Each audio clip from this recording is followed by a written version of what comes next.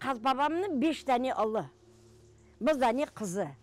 Өзі, не деймін мен саға, байдатуы, пықадайдетуы, оста яшаған, бабам қойбаға. 9-9 яшынашы қойбаға.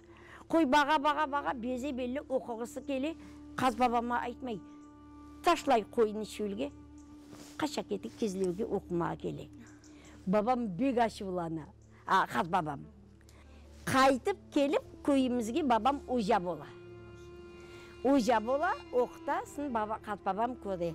Дейбақ, оқыған кіші сен башқа бола екен, дей. Тоқта дей, мына кішкене ұлым оқытайым, дей. Шақадайым жеміні оқытып, өзі Ялтаға өз қолыман ап кетіп, педагогический институтта оқытып, онда ұжа ете.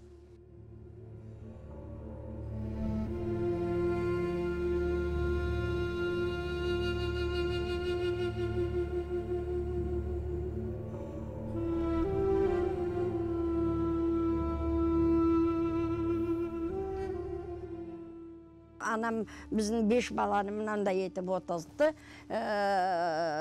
Кімсе көрмегенде чапып үйден стап келейім деп стап келді. Үйде болған біде бар едім, өтмек бар едім. Оны ап келді, епіміздің тізіп отырды, аш атты. Біздің бабам ап келген Черкес деген көпегіміз бар еді, ақылы көпек. Анау машинаның арқасынан чап қалай ана көпек асы тілі соңына шықты. Сон солдат бүші айтты. Солдат бүші айтқансын, оға менің анам ауызы қабыздады. О солдат, мен оның соңынан сола білем. О солдат айтқан екен, мынау көпек кімнікі, тоқтатайым, ал көпегіңні. Мен 5 тәне көпегім янымда, оны қайда алайым деген.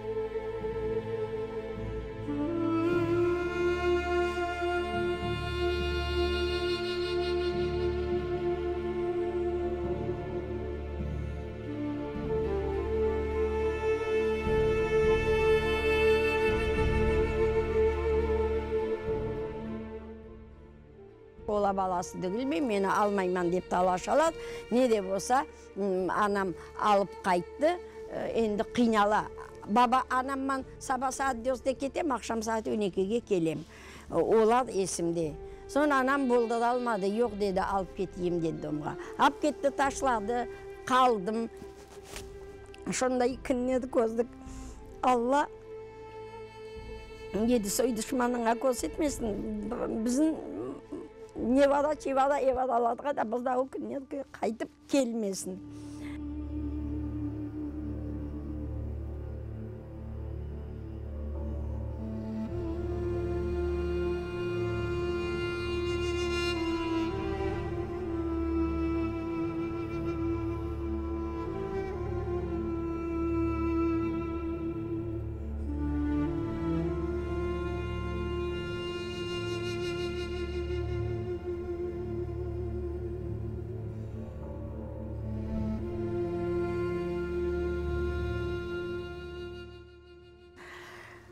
Бұтақыл қиыншылықлаздансын анам кешінді.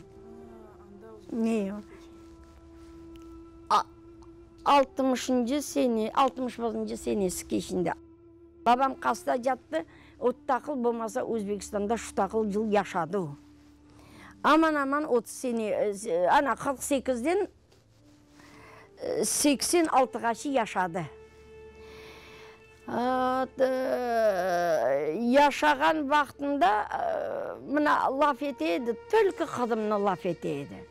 Мен де дыңнай отырайдым. Сон бұттақыл көпші айтты белі, енді қаста айтмалы жоқ мы бабам жанына енді 5 балалы болсам да, баба қадым ақында табыши айтсаңыз дедім.